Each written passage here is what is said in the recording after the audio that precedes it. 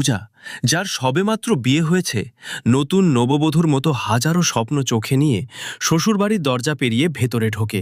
কিন্তু বিয়ের প্রথম রাতেই তার সঙ্গে এমন কিছু ঘটে যা তার আত্মা পর্যন্ত কাঁপিয়ে দেয়। একটা এমন ভয়ঙ্কর সত্য যা সে তার সবচেয়ে দুঃস্বপ্নেও কল্পনা করেনি। সাহস জোগাড় করে যখন পূজা তার শেষ আশ্রয় হিসেবে তার জেঠানি কমলেশের কাছে নিজের কষ্টের কথা বলতে যায়, সান্ত্বনা পাওয়ার বদলে সে পায় এক জোরালো চর। মাটিতে লুটিয়ে পড়ে পূজা কান্নায় ভেঙে পড়ে। একজন নতুন নববধূর সঙ্গে এত বড় অন্যায় কেন হলো? এই প্রশ্নের উত্তর জানতে আমাদের গল্পের পাতা একটু পিছনে ফেরাতে হবে।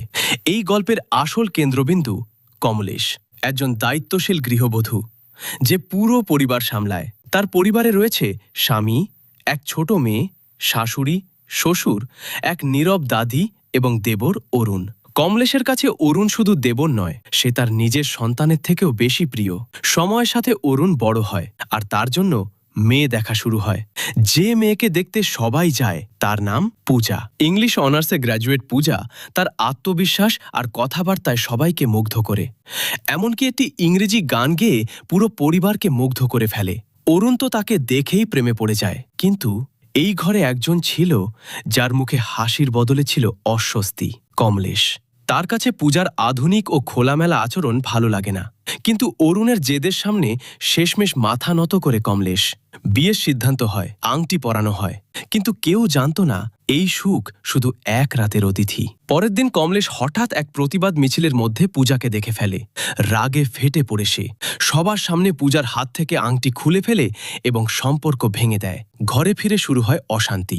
সবাই বোঝানোর চেষ্টা করে, কিন্তু কমলেশ শোনে না। পূজা নিজেই আসে কমলেশের কাছে। সে বলে, যদি আমরা সত্যের জন্য না দাঁড়াই তাহলে পৃথিবী ধীরে ধীরে শেষ হয়ে যাবে। এই কথা কমলেশের হৃদয় ছুঁয়ে যায়। সে ভুল বুঝতে পারে আর আংটি ফিরিয়ে দেয়। অবশেষে ধুমধাম করে বিয়ে হয় অরুণ ও পূজার। বিয়ের দিনই পূজার শরীর খুব খারাপ ছিল, জ্বর, ব্যথা, দুর্বলতা। তবুও সব রীতি পালন করতে হয়। রাত আসে, যে রাতকে সবাই জীবনের সবচেয়ে সুন্দর রাত বলে, কিন্তু পূজার জন্য সেটাই হয়ে ওঠে দুঃস্বপ্ন। সে অরুণকে বলে, আমার শরীর খুব খারাপ, আজ নয় প্লিজ। কিন্তু অরুণ শোনে না।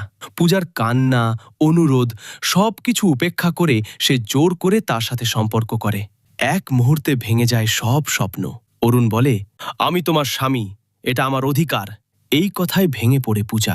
সে প্রতিবাদ করলে অরুণ তাকে চ্যালেঞ্জ করে, যাও, সবাইকে বলে দাও। বাইরে এসে পূজা শোনে কমলেশ বলছে, মেয়েরা নিজের সম্মানের বদনাম হওয়ার ভয়েই বেশি ভয় পায়। এই কথাটা বিষের মতো বিঁধে যায় তার মনে। সে বুঝে যায় এখানে তার জন্য বিচার নেই।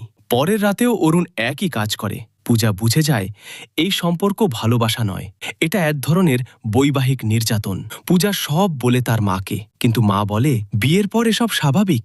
এমনকি তাকে জোর করে আবার শ্বশুরবাড়ি পাঠায়। পথে সুযোগ পেয়ে পূজা পালিয়ে যায়। অনেক খোঁজার পর এক বন্ধু তাকে খুঁজে পায়। সব সত্য জানার পরও কমলেশ বিশ্বাস করে না, বরং পূজাকে চড় মারে এবং বাড়িতে নিয়ে আসে। হানিমুনে গিয়েও অরুণের নির্যাতন চলতে থাকে।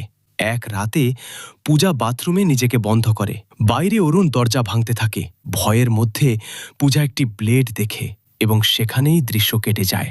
পরের দিন পূজা গুরুতর অবস্থায় হাসপাতালে। ডাক্তার জানায় তার শরীরে গভীর কাটার চিহ্ন। এটা শুনে ভেঙে পড়ে কমলেশ। উপলব্ধি নিজে ব্লেড হাতে নিয়ে চেষ্টা করতেই কমলেশ বুঝে যায় পূজা কতটা কষ্ট পেয়েছে। ডাক্তার অরুণকে অপমান করে হাসপাতাল থেকে বের করে দেয়। এখন পূজা বেঁচে ফিরেছে। কমলেশ তার পাশে দাঁড়িয়েছে। এখন পূজার কি করা উচিত? অরুণকে ক্ষমা করবে, নাকি এমন শাস্তি দেবে যা সমাজে উদাহরণ হয়ে থাকবে? আপনার মতামত কমেন্টে জানান। ভিডিও লাইক করুন আর সাবস্ক্রাইব করতে ভুলবেন না।